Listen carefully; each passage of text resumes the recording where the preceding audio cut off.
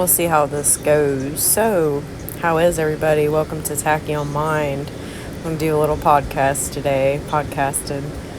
I warned you about the structural dissolution that was occurring. So, you need to stop scrolling if you're a Leo rising, a Sagittarius sun, and a Scorpio moon, because we're going to run a triage check on you. Right now, you're trapped in a profound exhaustion. Maybe you're feeling it. Feels completely just tiresome. You might even feel completely invisible to the outside world. And maybe some of you are having some really unexpected situations that are occurring for you. I don't know, maybe you look around at your life and it's barren. Maybe you aren't seeing any true friends to lean on. Maybe you're within an unhappy relationship that feels like maybe a ghost town. And there's a crushing sense of emptiness. Maybe you are reflecting. And for me, I have given over 10 years of my life to a brutal situation as a healer and really focused on crisis management, constantly stabilizing others. But now you're looking and everything seems to be different, right? Unexpected change. It's gone. You feel like maybe what you've been doing was a waste because every single time you've put your energy into something, it sort of vanishes into this black hole of rejection or like void. Feel like a ghost in your own life. Okay? Maybe you're feeling or hearing a thought that says, I just don't fit in anywhere anymore. But I'm going to tell you something, you aren't failing. You're experiencing a generational energy here. And that Saturn and Neptune is very much in the energy. And it is violently shattering. For me, a decade-long illusion, okay? It's shattering the old ego. And for some of you, this is the exact storyline of your awakening. And I am going to help you today. And I'm going to tell you how you're going to survive it. And if you're anything like me, for the last 10 years of your life, you was being dictated by your Sagittarius sun. You know, I always say, like, you're more than one planet, but it's been predominant, we'll say. And there's been an innate drive to be the passionate, larger-than-life healer. But you fell into the ultimate trap of Neptune in your 9th house, if you're a Leo rising, and the Savior blueprint. You derived your entire worth from keeping a pulse going for others, bleeding your own life force dry for a system, relationship, whatever this thing is that's coming up that never truly loved you back. And then the door slams shut. Mercury retrograde in your 12th house. The universe locked you in a room with your own loneliness. You turn to your relationships or whatever for comfort, your job for comfort, but encountered a total emotional starvation. Why is Saturn in your 9th house blocking you? Well, it's because the universe knows that if you get that said thing, you just use it to fund and sustain a dead relationship, situation, whatever this is, that you've simply outgrown. So this isn't for punishment. This cosmic lockdown is preventing you from escaping into distractions.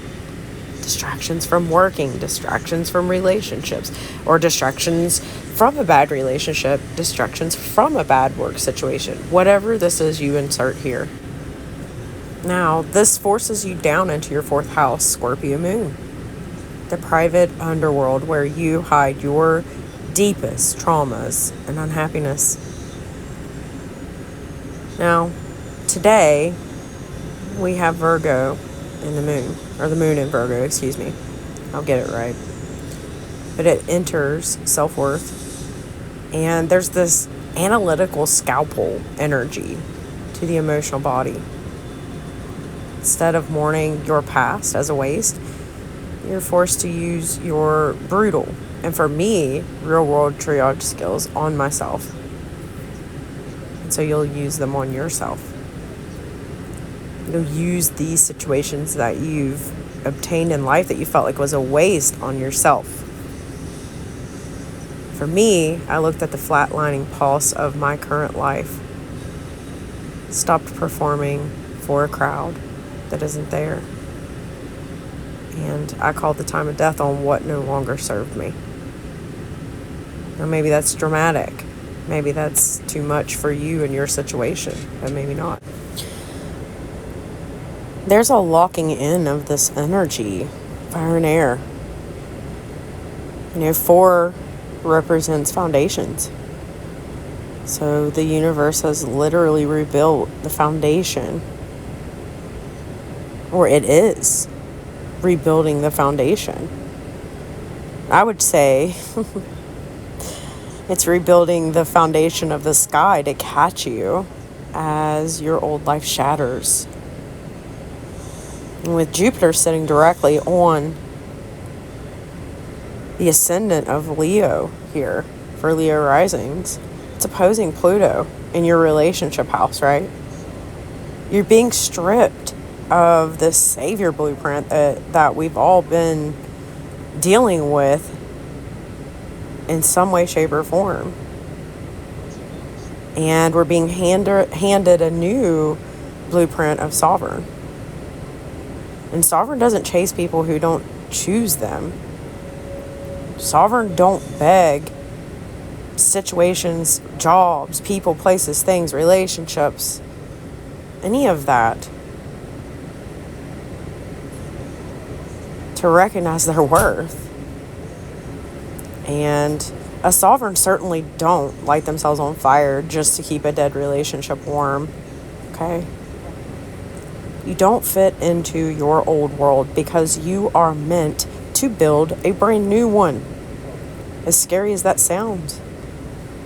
And for me, the emergency room of my life is officially empty so that I can finally do what I need to do. So if you have received some tough news, maybe you was put on hold and you finally got the closure that you needed. You didn't get the job that you was applying for. You realize that your relationship barely has a pulse. You know what I mean? You're tired. Understand that you're right where you're supposed to be, energetically speaking. It's the breakdown before the total reborn. And so when you're getting down on yourself, feeling like you have failed, you have not failed. You are on the path to becoming who you truly are. And that is very uncomfortable. So be kind to yourself as you move through this transition. Rest if you need it. Pull back. Do the things that make you happy and feel centered and peaceful. And your peace is priceless right now.